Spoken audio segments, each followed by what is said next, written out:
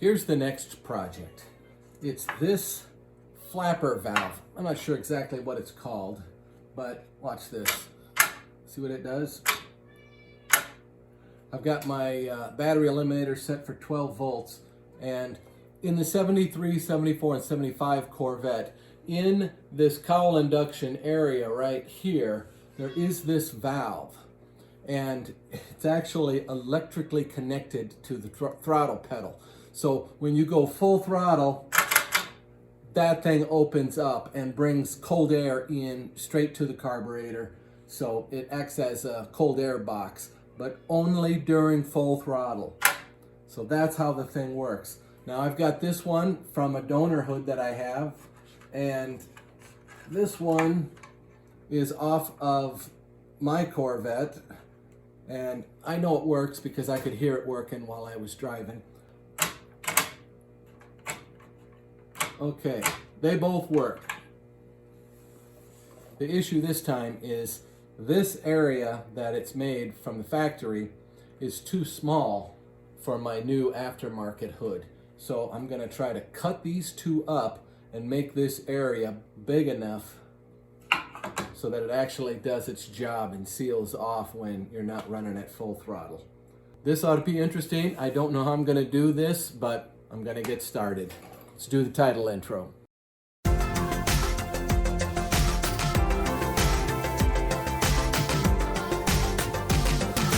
You're watching On the Mark with Mark.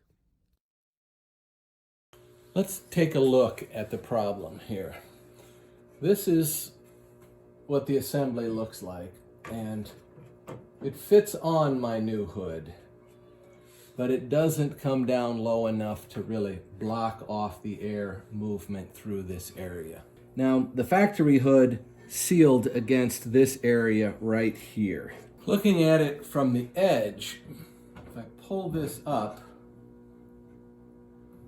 that valve is at an angle. It's not, if it was straight up and down, it would be about like that, but it's at an angle.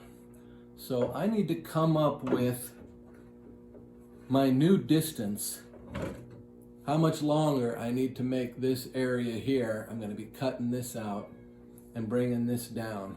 How much further down does it need to come?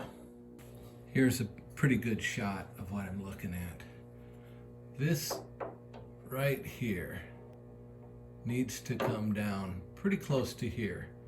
In fact, this is the seal that will be glued to the underside of the hood that piece of metal will push against when it gets bolted down.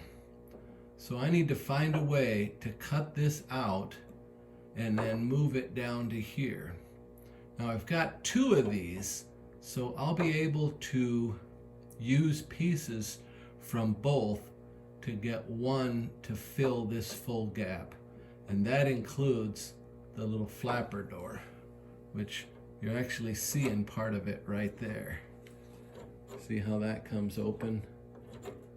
That's it. So this flapper door and the one on the other one that I have, I will be somehow bonding together. Probably, I don't know, epoxy. I haven't got to that yet. I'm getting into some CAD templates here, cardboard design. So the first thing I did is I filled in this void where the actual gate valve was, so that it's up and even with the edge of this right here. So when I put this in here, now I've been working on these templates here. I've got one comes in from this side, and then I've got this other one here that goes on this side. I just need to tape it on there, and then I'll have a good template for how big this thing needs to be. So here's how it's looking. It looks like this. So that is the full size shape of the frame. I'm ready to start cutting these up to bring it out to my new width that I need here. But I think since I'm going to end up with some small pieces, I'm gonna take these out to the blasting cabinet and get them cleaned up real good and get there's a little bit of rust on these parts here. I'm gonna get all that cleaned up before I cut it apart, so that way when I go to weld, I don't have to then try to get these parts cleaned up good for welding.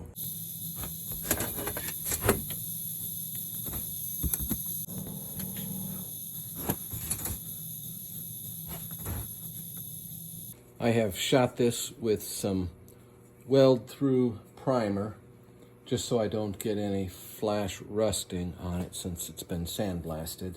And that's all nice and dry now, so we're ready to start cutting this apart. What I intend to do is, here is the new profile that we want this to take. So what I'm gonna do is I'm gonna cut this right here, and then I'm gonna cut down this edge here all the way down to where it meets this cardboard here. And then I'm gonna take that little piece that is the little flange there, and I'm gonna bend that up so that it meets this new profile. So this will be disconnected from that. So back here, let me show you the other one. Back here, there's 4 spot welds that hold this bracket, which holds the solenoid, on. So what I'm going to do is I'm going to drill out those spot welds. Okay, just made the cut, didn't have the camera on, but there's that side cut, and this side is cut. Now I'm going to drill out those 2 spot welds and get this piece off of here.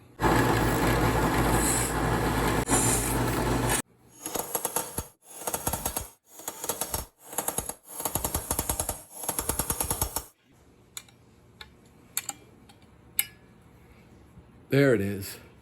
I'll be able to use parts of this. I need some of this edge here. But this is the part I wanted to keep, and ew, did I do a number on that? I think I can fix it.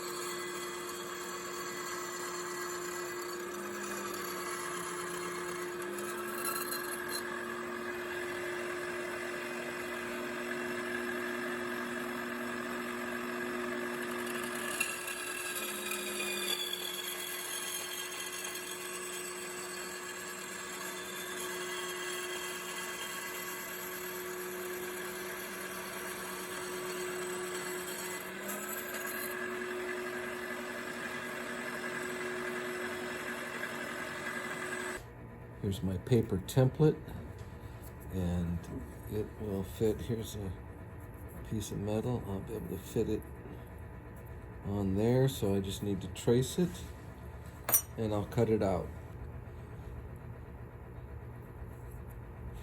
like that.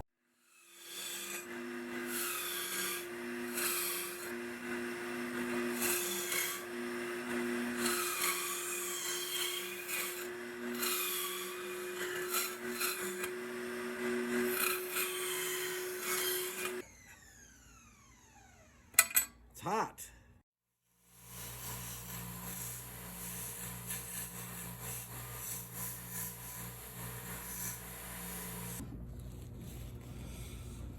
My plan is I'm going to give it a few tack welds, and then I'm going to bend that over and tack weld it again.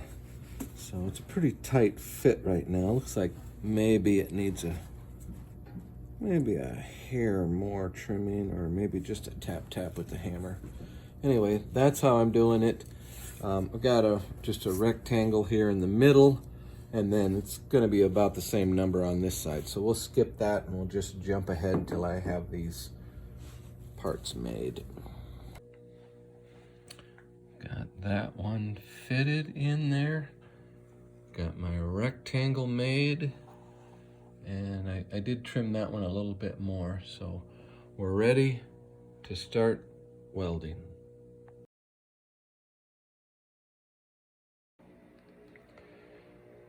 Here, yeah, I thought the camera was off and I'm setting up my next shot, and that was when I did my first weld, which I then turned the camera off and didn't get.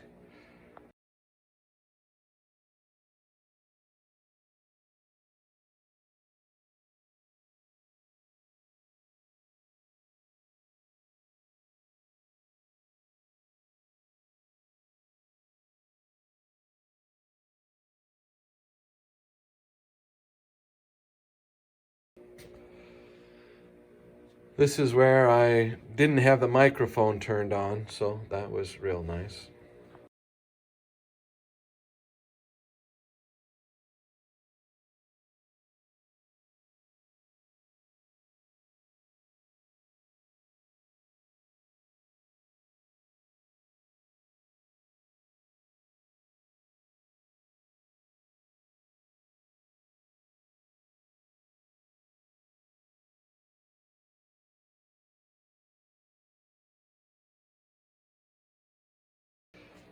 This is how my welds turned out. So I just wanted to show what they look like.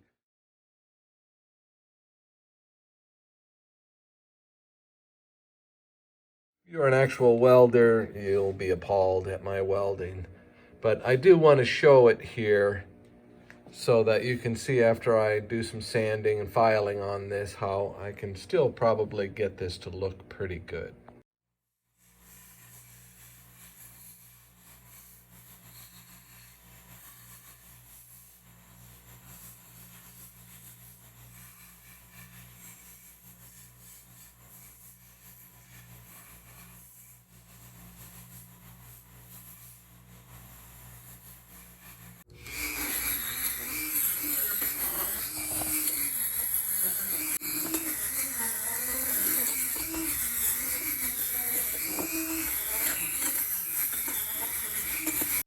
I have slathered this thing with my best friend, JB Weld, and that's just to fill up some of the little craters and little bits and bobs of places where the weld just didn't go as nice and smooth as I had hoped. So now I'm just going to smooth that stuff out and should end up with a pretty nice finish on this.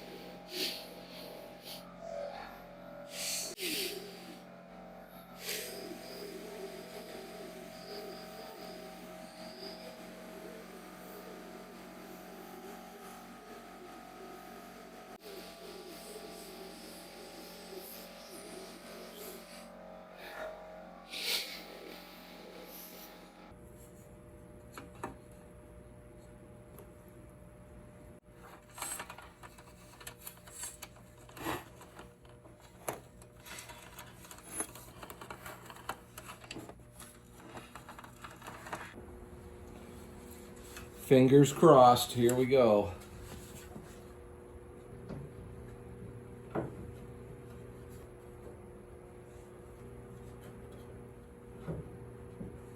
Looks good.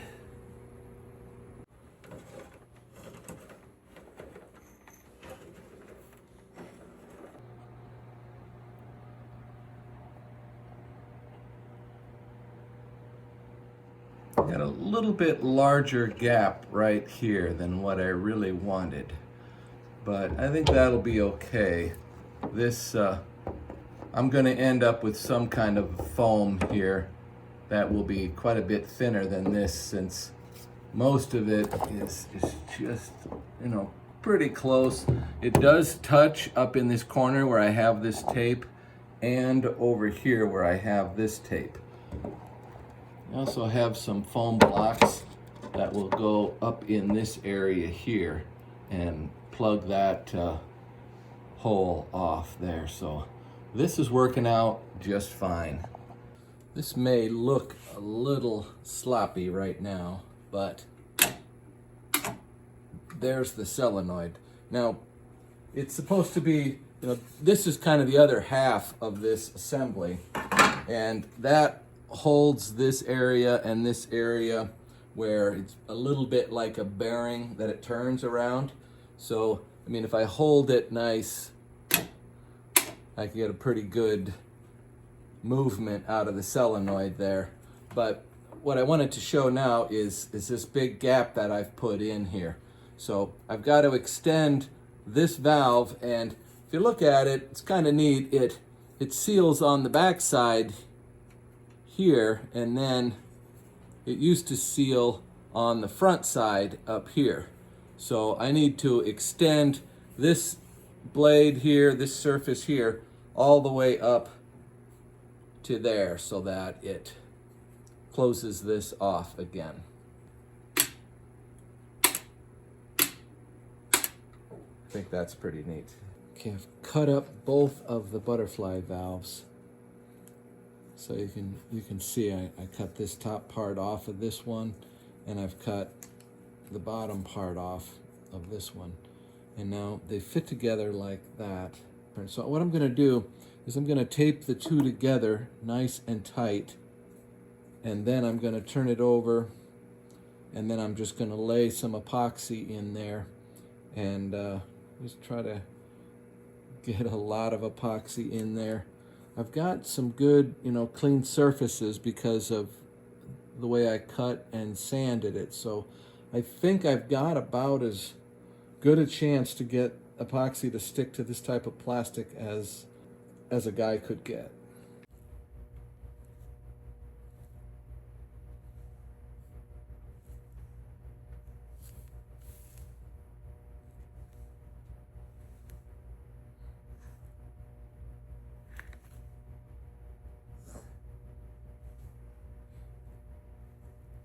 Okay, I think I got plenty of epoxy in there.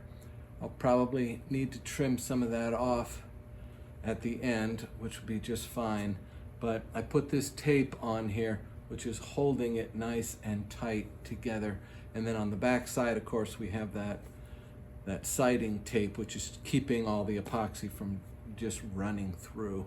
But it ought to give us a pretty smooth line on the back side after we peel that tape off. So we'll let this sit up overnight and see what it looks like in the morning. This is the type of JB Weld I'm using, structural plastic adhesive. So hopefully that will work on this type of plastic. We'll find out. Well, that didn't work. I let it set up, and then I decided to test it and see how strong it was. And it actually was pretty strong, and I was so impressed with the JB Weld that I really bared down on it, and then I cracked it loose. So now I have pulled all of the epoxy off of it, and that little bit of white right there is some of that tape. But anyway, it came off real clean, which is what it shouldn't have done if it was actually doing a good glue job. So we're gonna try, I'm at my brother's house now, and we're gonna try to plastic weld it together.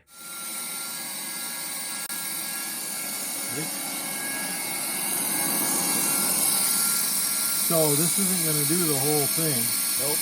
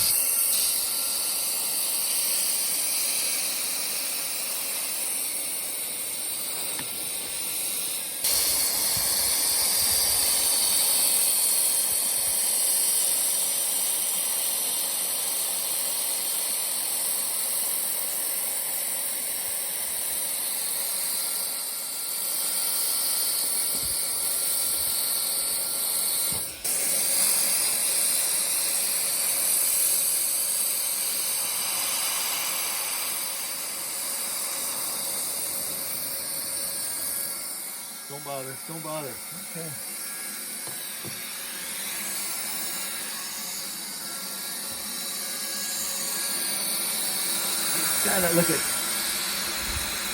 Kind of gross looking. Take a chisel or something.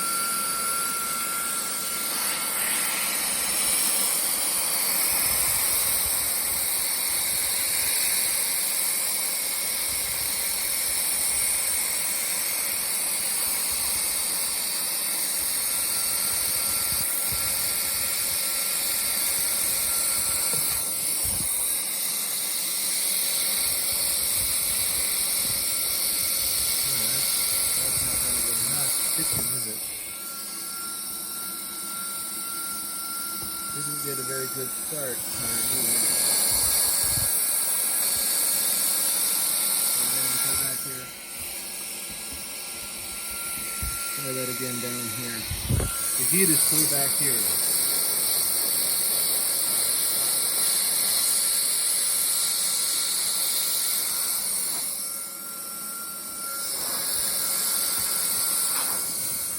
Maybe it's like do it from this side.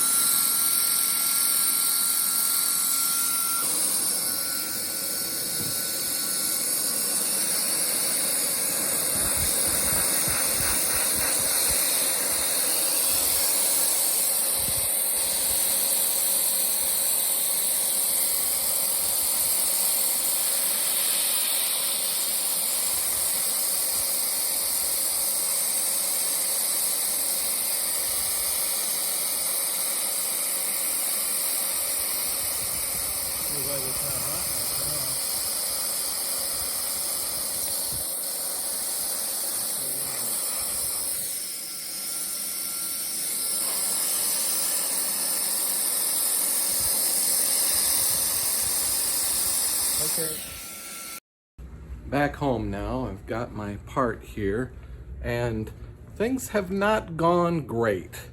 What we did at my brother's house is we took a piece of the original material here and I cut it down into small strips that were small enough to fit into that plastic welding device, which is really, it's a heating coil that blows air down that tube there and then kind of melts it, and it melts the surface that you're going to stick the plastic to. And by having some of the scrap from the same material, you're almost guaranteed to be able to get it to weld together good. So that was great, except for we welded it on backwards. It was turned 180 degrees, so that's just the way it went. It was so bad. So anyway, I had to get my diagonal cutters on it and cut and scrape and utility knife and pry all of that weld off, and it welded up pretty nice. It really would have been a good joint, but I don't know how I managed that, but that's the way it went. So then, this might be a reason why this is taking so long. We went back over there to my brother's place, and he's done a lot of fiberglass type work, and we used a different product. It's not JB Weld.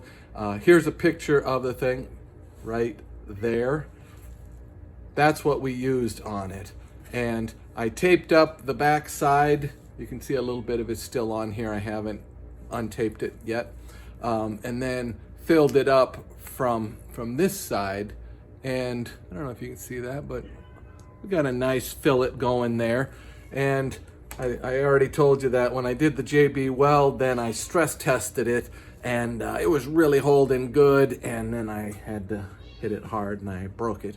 So this one, I am not gonna stress test. And well, let me see.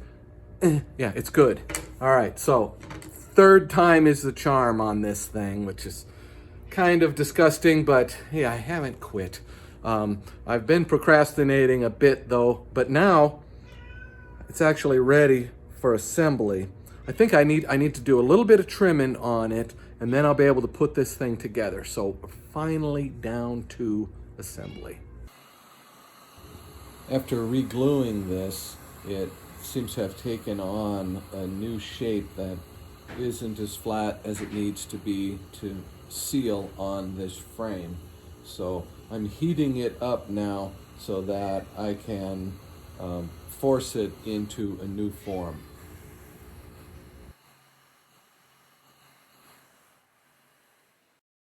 Now it's been overnight, so we're gonna let this, it's had time to cool.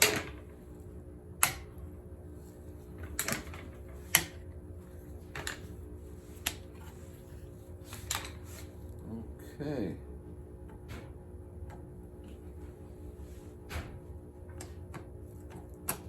Okay, it's much better. All right, I'm ready to assemble it onto this part here, and we'll get the solenoid on there and we'll test it and make sure everything is nice and free and this thing can do its job. Mounts like that. I'm gonna hook up my battery eliminator to it. There's positive side. I'm running 12 volts. Let's see how this works. That's it. That's what it does.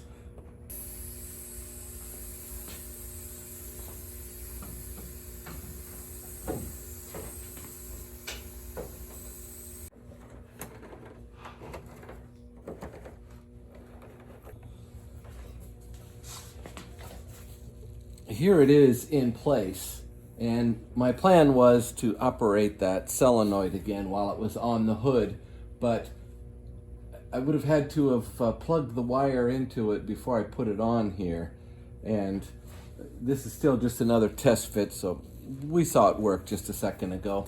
Here's some of the foam that I'm going to be attaching to the hood that will go in that area, fill that little bit of a gap there. It'll go all the way around. I don't want to put that on yet until after I get past the final paint, but this is the stuff that I was thinking that I would put in here.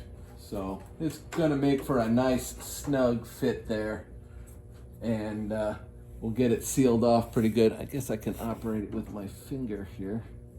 See if I can get in there. There we go. And then boom, it opens like that and closes like that. So, oh man. Thanks for sticking with me this far into the video. This was a lot harder than I thought it was going to be, but I didn't give up. I had to redo the frame 2 times, and I had to redo the actual butterfly valve itself 3 times, which was just crazy. And then to get it in there and lined up right so that the solenoid, which is not very strong, could operate it, and that there's just a very light spring that retracts the solenoid, could pull it back again. That was really a tricky part to get to work properly too. But persistence paid off here. I've got this done. It was quite some time coming. If you follow my videos, you know this video is a little bit later than usual, but it is done now. So thanks for watching. I'm going to continue on with this. I want to build a screen across the back side of this just to keep the chickens out, and that should be next. So I think I think that'll be fun. Okay, we'll see how that goes, but that's it for this one. Please like and subscribe.